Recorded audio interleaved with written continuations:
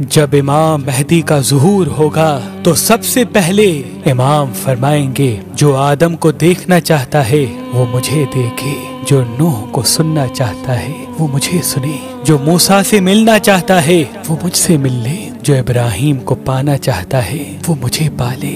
اے لوگو، اگر میرے جد محمد مصطفیٰ صلی اللہ علیہ وآلہ وسلم کی زیارت کرنا چاہتے ہو تو میری زیارت کر لو۔ لوگ کہیں گے کیا ثبوت ہے کہ آپ امام مہدی ہیں؟ تو بس یوں امام مہدی علیہ السلام ثبوت پیش کریں گے۔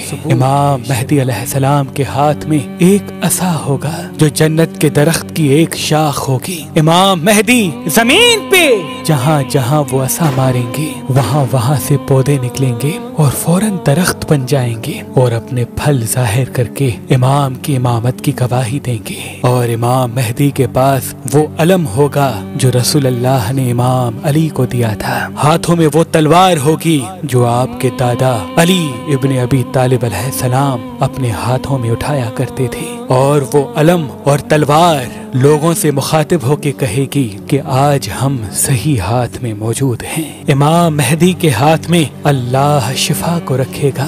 امام جس کو ہاتھ لگائیں گے تو اس انسان سے لا علاج مرض بھی ختم ہو جائے گا۔ پھر سید حسنی امام کے پاس آ کر کہیں گے اگر آپ واقعی سچے ہیں تو رسول اللہ کی زرہ دکھائیں۔ امام مہدی علیہ السلام وہ زرہ سید حسنی کو دیں گے اور کہیں گے اس کو آپ پہنے۔ وہ لرز اٹھیں گے۔ امام کے بار بار اصرار پر جب وہ پہننے کی کوشش کریں گے تو ان کے جسم پر وہ زرہ پوری نہیں اترے گی۔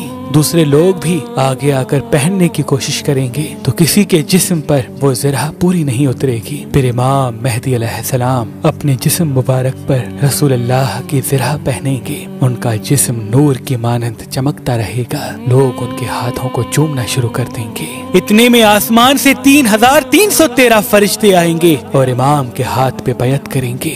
وہ فرشتے وہ ہوں گے جنہوں نے اللہ کے نبی نوح علیہ السلام کی کشتی کو سنبھالا تھا، حضرت ابراہیم علیہ السلام کی آگ کو ٹھنڈا کیا تھا، حضرت موسیٰ علیہ السلام کی قوم کو دریائے نیل سے پار کروایا تھا۔ پھر اللہ کے نبی حضرت عیسیٰ علیہ السلام امام مہدی علیہ السلام کی گواہی دیں گے کہ یہ آخری حجت ہے، اور پھر آسمان سے 4000 فرشتے اور اتریں گے اور پوری دنیا میں یہ پیغام سب کو سنائی دے گا کہ آؤ امام مہدی کا ظہور ہو گیا۔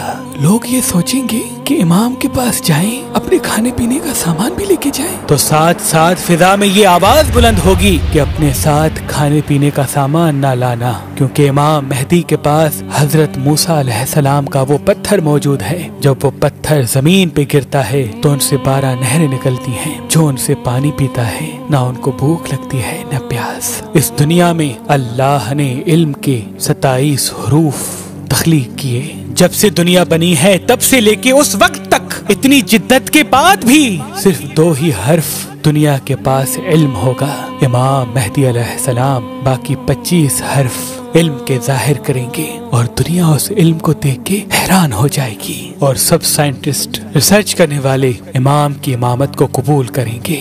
امام مہدی کا ظہور اللہ کے گھر سے ہوگا، اور امام مہدی علیہ السلام پہلا خطبہ خانہ کعبہ سے دیں گے۔ پھر آپ روضہ رسول کی طرف رخصت ہوں گے اور وہاں سے کوفہ کی طرف روانہ ہوں گے۔ آپ کی حکومت تقریباً 309 سال تک زمین پہ قائم ہوگی، اور یوں اس زمین سے غریب اور امیر کا فرق ختم ہو جائے گا۔